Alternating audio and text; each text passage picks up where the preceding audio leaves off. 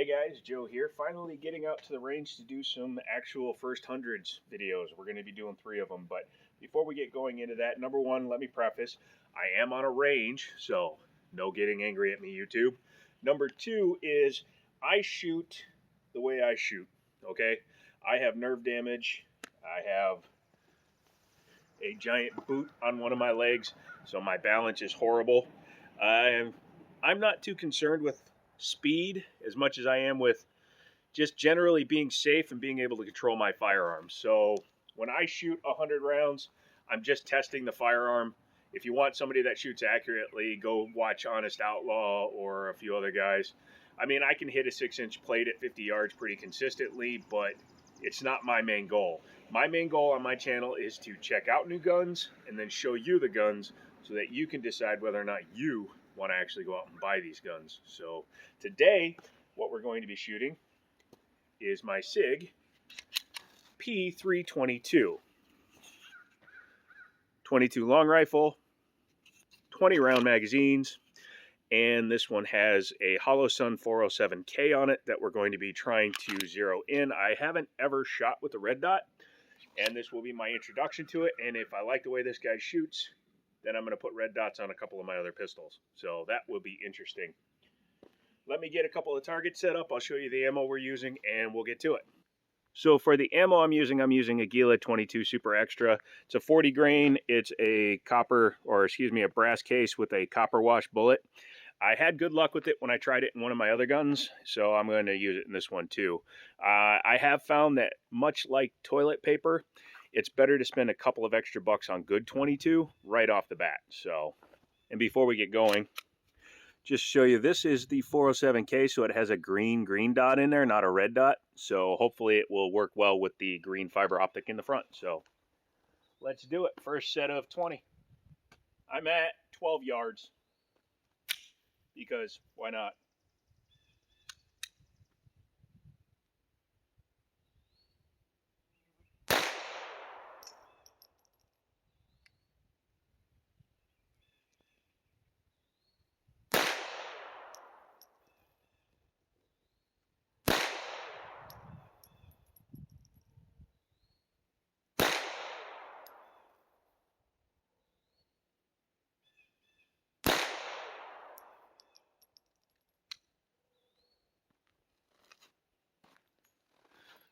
So we're shooting a little bit left, so I need to bring it over to the right. Just using a little screwdriver tip that I got. Keep going.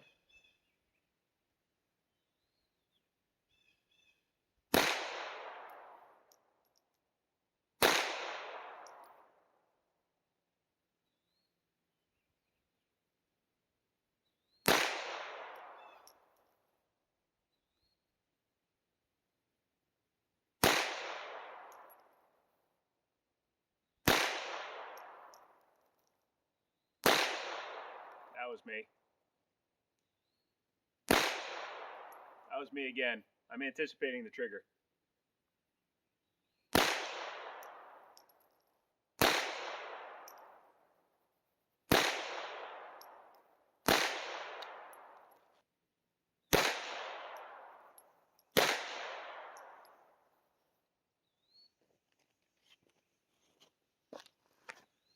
First 20 rounds are going good. I've never really sighted in a red dot. I've sighted in rifle red dots, but never a pistol red dot. So it's taking me a little bit of learning. So I'm going to move forward and sight it in a little bit more, and then I'll be right back.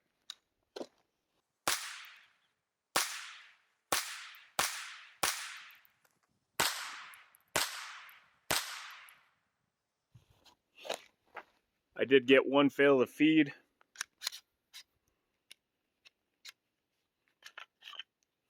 And that would be a mag related issue. These 22s, because it's such a weird shaped cartridge, can sometimes do that. You can see the next one isn't nosed up the right way, so you can just flick it. That is a common issue I heard with these guns, so don't be surprised if that happens to you. Second mag through, so it took me 40 rounds, but I think I got it dialed in. Let's go take a look. So this was when I started getting it on. When I co-witness because the 407K has a trench in the back. It's hitting where the front sight is, and after I move the dot a little bit, now this is 20 more rounds. So far, I like it. The trigger is definitely different from the Taurus, and that could become an issue, but we'll just keep going and see what happens. Second set of 40, excuse me. I don't know how to count today. I'm actually going to go over 100 rounds today just because I have a little bit more than that in the bucket. But what I'm going to do now is I'm going to go ahead and start shooting a little bit faster. I was sighting in at 5. I was started at 12. I'm going to shoot from about 10 and see how I do with the red dot, because again, this is only my first time ever taking a red dot to the range. And if I like it, more of my pistols are going to have them. Single point of aim really does help.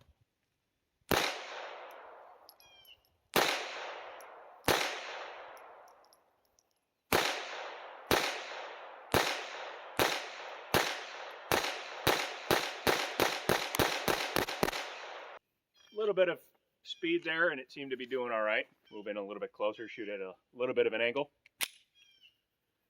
Outside of that first stovepipe, it's been doing okay.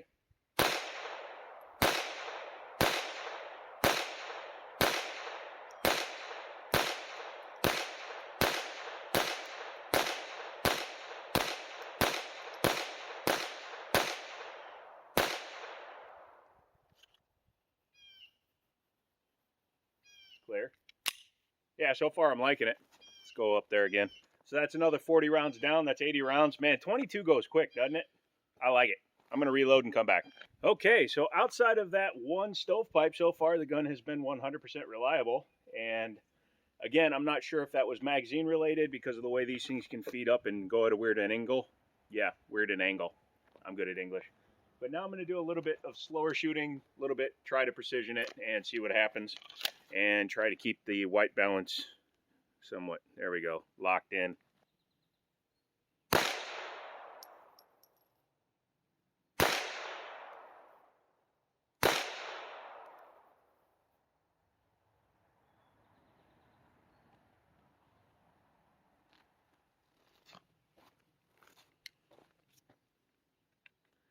Even though I put some blue Loctite on there, it came loose. That's annoying. I'm going to try to tighten it down with what I have. I forgot my tools, so I may not be able to tighten this back down. I noticed that my zero started walking left. That's always fun. I'll just have to keep on trying to tighten it down as we go, but yeah, we might be screwed for zero. Yeah, I can already tell it's way off. You're fine. So let's just keep testing functionality. That's what you're really here for. You want to know how well this thing can shoot.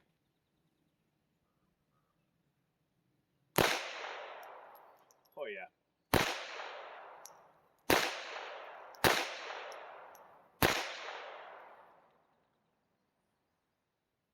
Yeah, this sight's probably going to fall off. I'm going to shoot left-handed now.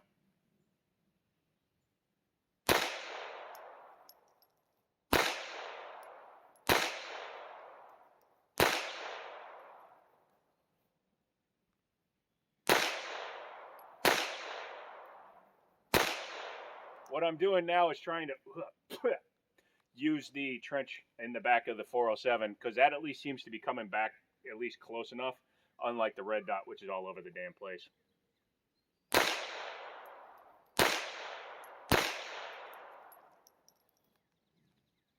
That mag seemed dirtier. Luckily, we're down to our last 20 so that we can put this away before the red dot falls off. I didn't use the screws that came with the red dot. I used the ones that were already in the gun. I think they're too short, so yeah. I'm going to tighten it down one more time, and then I'm going to mag dump the last 20 to see how it does. Now let's just go as fast as I'm comfortable. I don't have the fastest fingers, so, and yeah, I recognize the entendre there.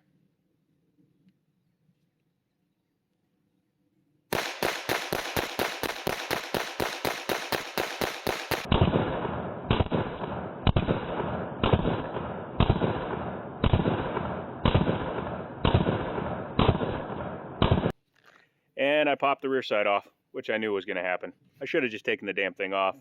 But the gun functioned 100%. The last round not opening or holding open was because of me. I tend to put my thumb there.